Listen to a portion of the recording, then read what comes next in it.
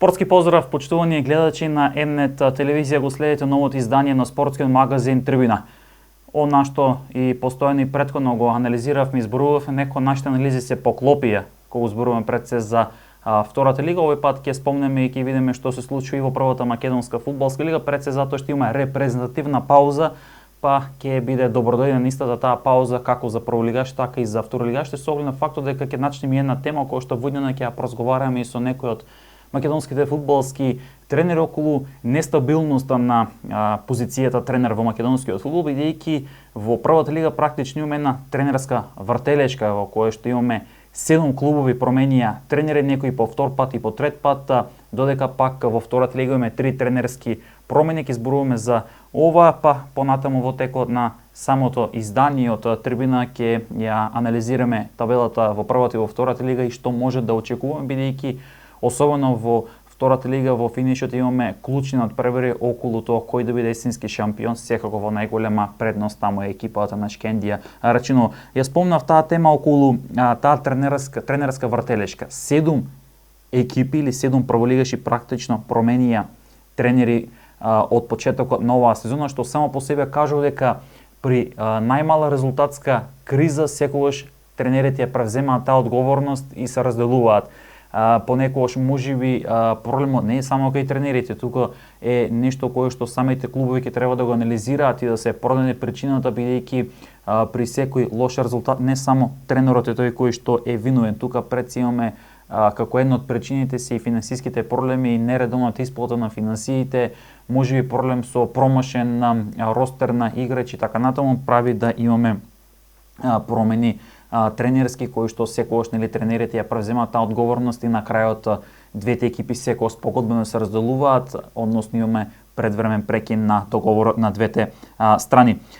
Шкупи, Работнички, Пелистер, Тиквеш, Македонија, Ѓорче Петров, Бреера, Струмица и Башкими се екипите кои што променија тренери во оваа сезона, а се уште не е стигнат ниту крајот на есенската полусезона. Башкими пред почетокот на новата сезона се раздели неочекувано со Блажина Киевски, тој е младиот тренер кој што испиша голема историја, дефинитивно негов најголем успех барем за сега во неговата тренерска кариера, со тоа што успеа по 17 години да го внесе Башкими од втора во прва лига. Од друга страна пак пред почетокот на тие летни подготовки за ова актуелна сезона, двете страни се разделија, Муарем дојде како нов тренер. Неочекувано разделба на двете страни, па на местото на Муарем се враќа Јанакиевски, практично во клубот каде што испиша најдобрата историја, не само за клубот, туку нели и за него лично. По 17 години Башкими се врати во елитата и практично го врати сега одново Јанакиевски, човекот кој што ја направи тој голем успех и секако на своето деби старо новиот тренер дебитираше со триумф над Работнички на домашен терен. Бреера, Струмица исто така направи тренерска промена. Таму беше тренер Панче Стојанов кој што сега ја води Беласица, додека пак на негово место дојде Мартин Алагјозовски, млад тренер кој што направи одлични резултати. Бреера ќе видите понатаму и во самата табела е во тој некаде средишен дел од табелата, бодовно можеби е блиску секако нели до опасната зона, меѓутоа зема замав, бидејќи јас ќе речам младата Бреера затоа што е составена од млади фудбалери кои што некои имаат можност да го носат тој товар во тие прволигашки предизвици. Македонија, Ѓорче Петров остана без тренер. Таму имаме поголеми промени. Неофицијално се зборува нели во фудбалските кругови дека има и нови собственици. Бобан Гранчаров, тренерот кој што ја врати Македонија, Ѓорче Петров во првата лига, си поднесе оставка, а оставка поднеси спортски директор Александар Баевски. Оставката на овие две позиции во клубот отвора доста прашања, а најголемото прашање доаѓа затоа што во претходното коло Македонија, Ѓорче Петров гостуваше кај шампионот Шкендија во Тетово, меѓутоа настапи само со младенци, па се постава прашањето зошто не и со првотимците. Тренерска промена имаме и во Пелистер. Димитар Капинковски е минато, тамо дојде Милан Стојановски и со тој триумф над Бреера, Струмица по полека Пелистер почнува да се враќа на победничките патеки, да зема замав, бодовно се доближува до тој сигурен дел од самата табела. Ќе видиме подоцна и во самата табела која ќе ја прегледаме, па да имате попрактична представа како изгледа истата. Така да битолчени се враќаат некако веќе во тој победнички колосек и Стојановски го враќа Пелистар таму каде што треба и да биде. Имаме доста тренерски промени во екипата на Работнички. Бојан Марковски го превзема тимот во текот на тие летни подготовки. Работнички минатата сезона се бореше за титула, не успеа за титула, меѓутоа успеа да обезбеди виза за излез во Европа. По првото коло беше поразен, меѓутоа сега во ова прва лига или во новата сезона, актуелната сезона, Работнички е некаде таму долу на табелата, практично е предпоследен. Бојан Марковски го понесе ја понесе одговорноста за лошите резултати, дојде тренерското дуо, тука е Алпарслан Ердем како шеф на стручен штаб, заедно со Бобан Бабунски, меѓутоа дојде до разделба, по серијата на резултати Работнички ќе искористи сега ова репрезентативна пауза да назначи нов тренер, таму значи ќе имаме по трет пат промена на тренерското столче. Во Шкупи се случија многу тренерски промени, токму Ердем беше тренер таму, потоа дојде Умин Шахин и последно беше промовиран на Минас Османи, кој што практично сега ќе го води Шкупи, меѓутоа тимот е на долниот дел од табелата со само еден бот и практично прв кандидат и најзрел кандидат за испаѓање во втората лига. И сега, ако зборуваме пак за во втората лига, таму само 3 тренерски промени имаме. Последната се случи во Виница, штипскиот тренер Емил Грнев си замена, клубот не објави официјално дека е прекината соработката, ниту пак имаше известување кој би бил нели како таму тренерско решение. Дејан Михајлов веќе неколку кола ја води екипата, успеа да собере еден бот како кормилар на тимот, тоа беше ремито во Неготино против Вардар.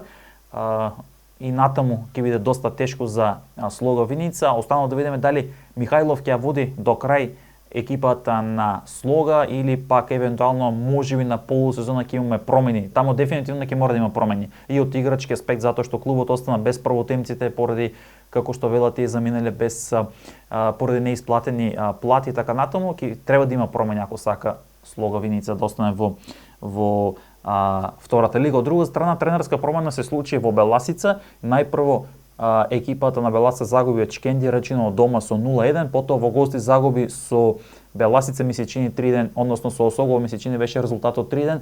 Тие два порази кај Беласец се рефлектира со тренерска оставка на Александар Стојанов, дојде Панче Стојанов кој што ја водеше Бреер на почетокот од новата сезона. Панче ја врати по полека Беласица на победничкиот колосек, пред се затоа што клучниот дерби над првар истокот го доби против екипата на Брегалница во Штип со минимални 0-1 со голот на Капсаров. И сега уште една тренерска промена имаме во Победа, таму Стојанче Дуни Магловски си поднесе оставка, на негово место беше назначен Филип Мирчевски, кој што сега ја води екипата на Победа. Практично ова се тие тренерски промени за кои што зборувавме, ќе биде навистина и сигурно дека навистина ќе имаме уште тренерски промени до крајот и на есенската полусезона, меѓутоа и до крајот на самата сезона, што го отвора прашањето за стабилноста и дали секогаш тренерите се виновни за овие нели за поразите или за лошите резултати или можеби и некои други причини се рефлектираат врз овие резултати. Одеме со краток джингл и да ја проследиме табелата во првата македонска фудбалска лига со една поголема анализа.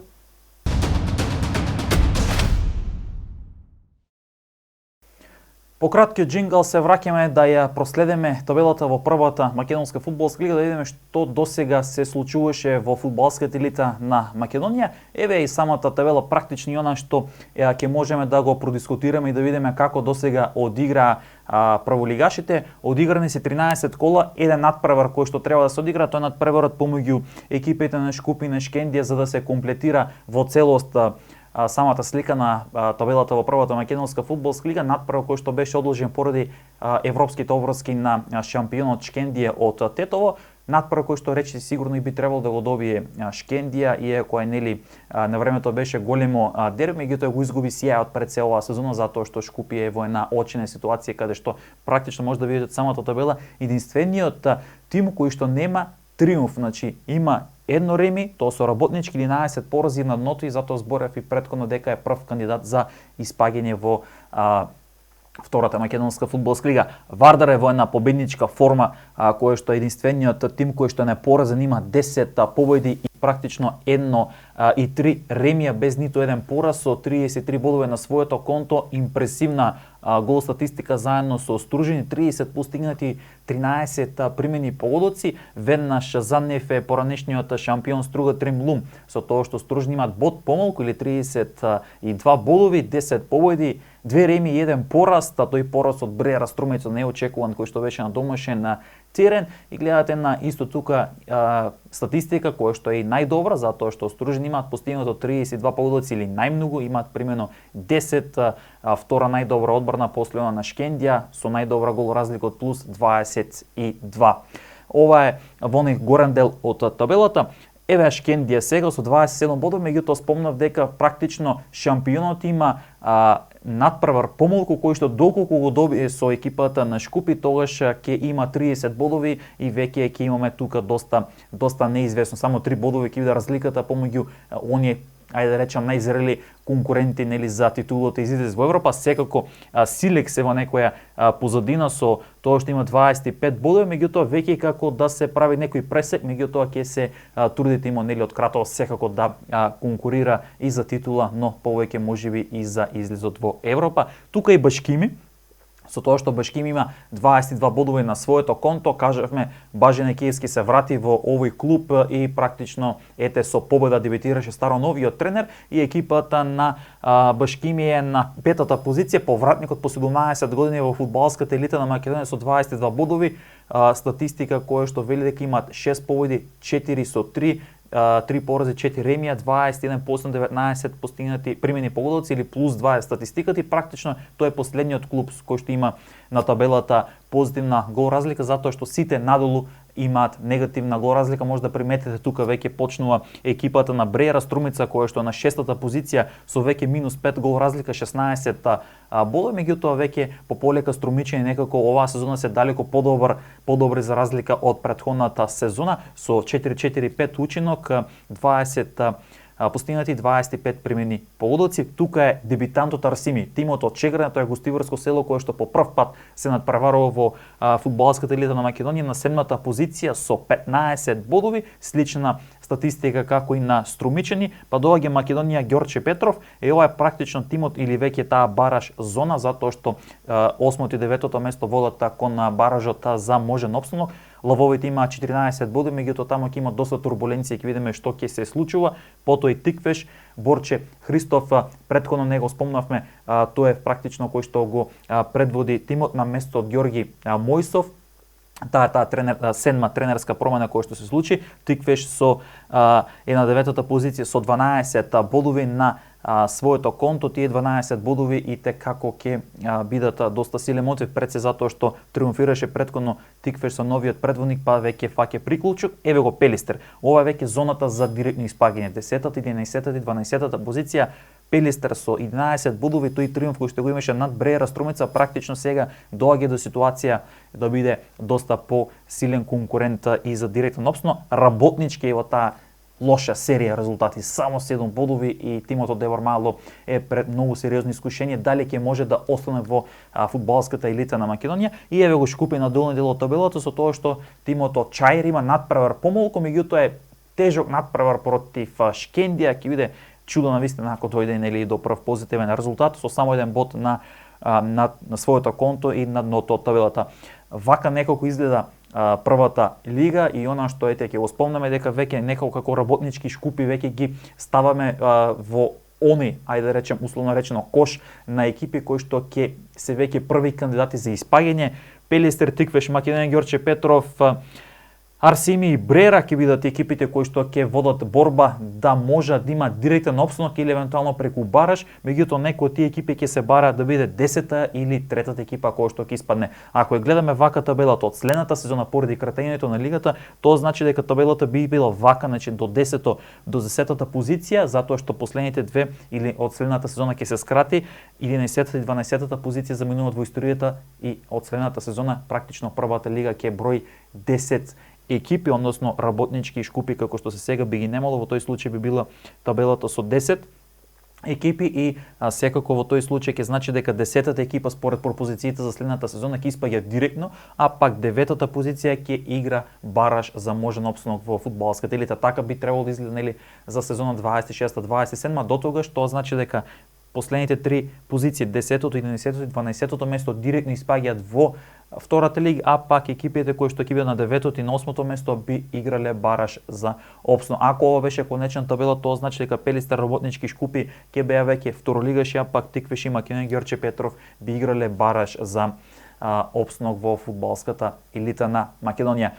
Кажав уште еднаш, надпреборот Шкупи со Шкендија ќе треба да се одигра и за да имаме во комплета целата нели табела и како практично ќе изгледа истата покомплетирана тој надпревар и веќе пополека влегуваме во самиот финиш од сезоната, односно од есенскиот дел нова сезона и со тоа да видиме дали Вардар ќе биде тој кој што ќе биде есенски шампион.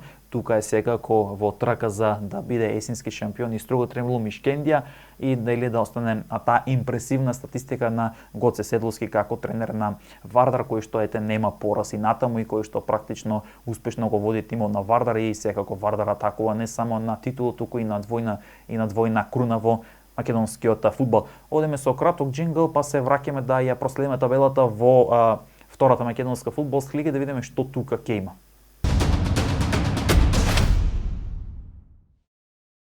По краткиот джингл се враќаме да ја проследиме табелата во втората македонска фудбалска лига да видиме како практично одигра второлигашите досега.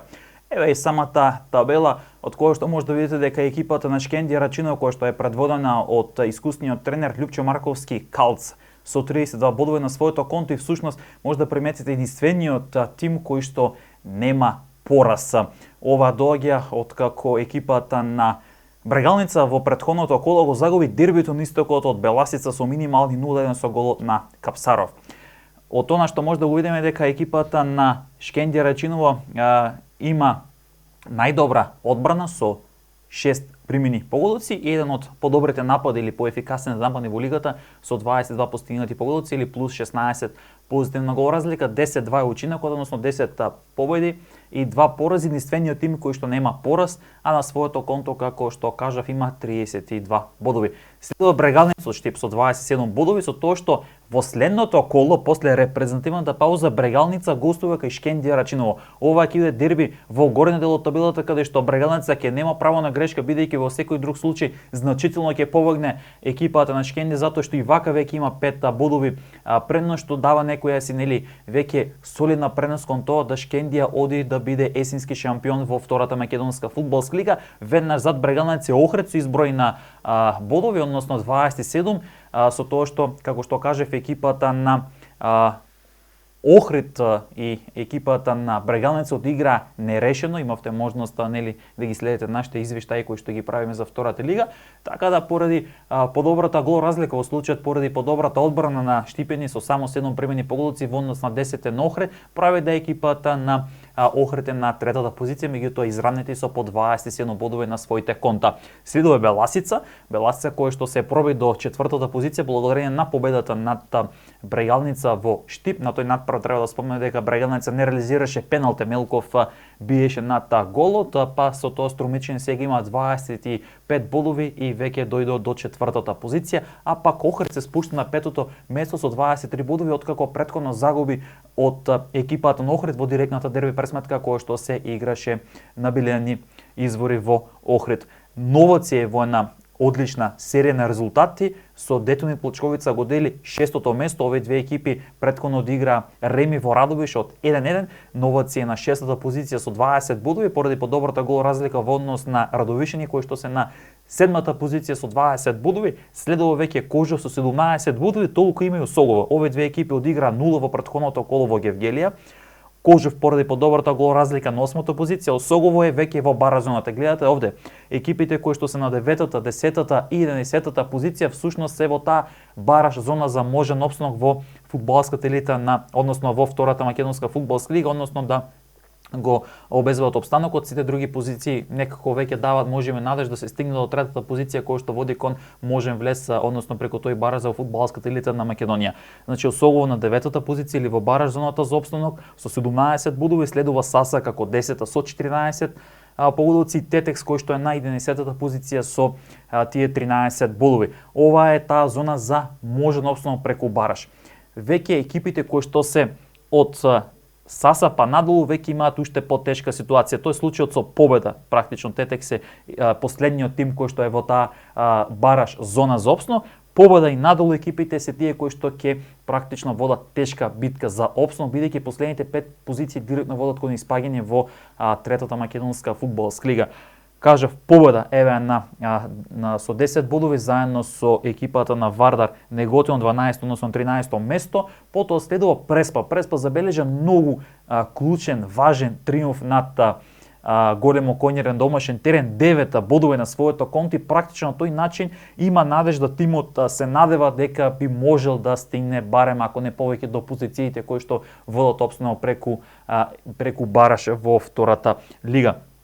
Слога Винеца е на долниот дел од табелата со само 4 бодови на своето конто и Големо Коњари е на дното со само 3 бодови. Практично овие две екипи се најзрелите кандидати за испаѓање во трета лига и тука мора да се направат големи промени на полусезона. Меѓутоа се отвара прашањето колку тие промени ќе можат да бидат добри за да може да се надокнади веќе голема бодовна разлика, затоа што ако погледнете дека да бидете на 8-та позиција, каде што е практично Кожов со 17 бодови, а ви имате 3 или 4 бодови во случај на Слога Винеца и Големо Коњари, веќе се отвара голема бодовна разлика која што тешко дека би можел да се надокнади затоа што практично овие екипи сигурно нема до крајот да губат на секој надпраз па за да вие да може да ги добиете. И без разлика дали во меѓусебните дуели во вториот дел, односно во пролетниот дел би биле подобри во однос на конкурентите. Сега се отвара прашањето на Преспа кој што до крај се надева на триумф против Слога Винеца и на тој начин да може екипата од Преспа со тие 12 бодови како што и се нивните математики во тој случај веќе ќе имаат сериозна бодовна залиха за да може да се надеваат па дури евентуално и за директен опстанок. Ова се досега одиграни од тие 12 надпревари, најлоша гол разлика секако има тимот на Големо Коњари. Гледате таму минус 37 или 43 примени погодоци, само 6 постигнати, најлоша статистика која што има овој тим, а со тоа што има 11 порази и еден триумф. Слична статистиката и кај Слога Винеца, тоа што овој тим пак има 10 порази, 1 реми и 1 триумф. Тој триумф е токму против Големо Коњари на домашен терен од 5-1, уште тогаш кога Слога Винеца настапуваше своите првотимци, а тренер беше Емил Грнев.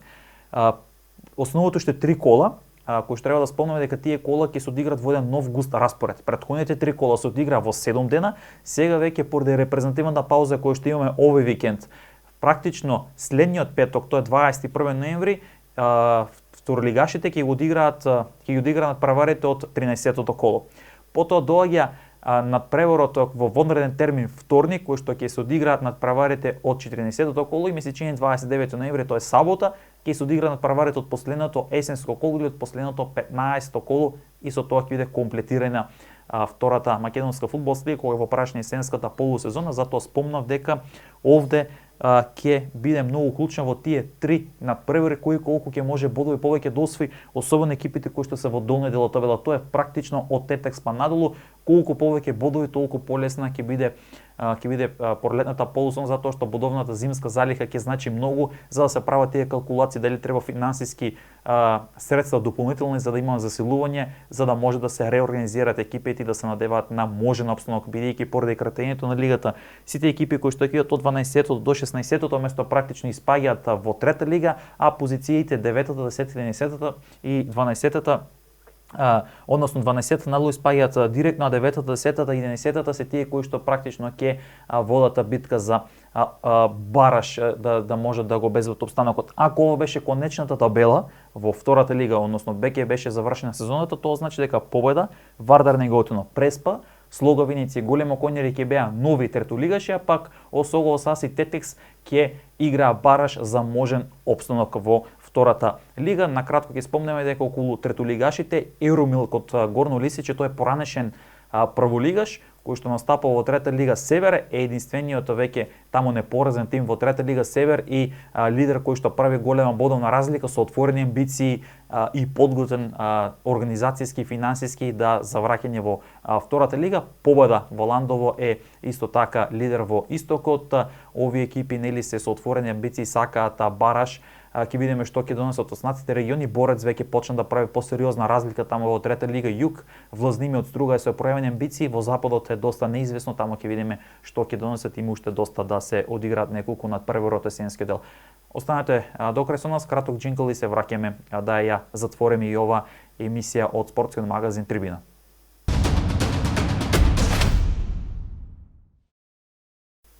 Видовме практично како стојат табелите во првата и во втората лига. На кратко ќе спомнеме во делот нели на најдобри стрелци и во едната и во другата лига, па според тоа ќе почнеме нели од првата македонска фудбалска лига да видиме таму како стојат ситуацијата. Најдобар стрелец е Кампоре, тоа е фудбалерот на Струга Тремлум кој што има 12 постигнати погодоци, толку има и Мато, фудбалерот на Вардар. Овие двајца го делат практично врвот од табелата, односно од листата на најдобри стрелци со по 12 погодоци.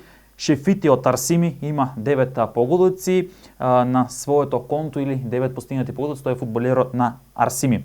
И сега да одиме да видиме што практично имаме во втората лига. Веќе таму ние спомнавме претходно, ако се сеќавате дека во претходните изданија на Трибина Виктор Ангелов, кој што е практично капитен на Скопје, беше најдобар стрелец 8 на врвот, меѓутоа веќе го стигна. Така да со по 9 погодоци на врвот од листа најдобри стрелци покрај Ангелов од Скопје и Стефан Јовановски од екипата на Новаци, како и Бојан Спирковски од екипата на Беласица.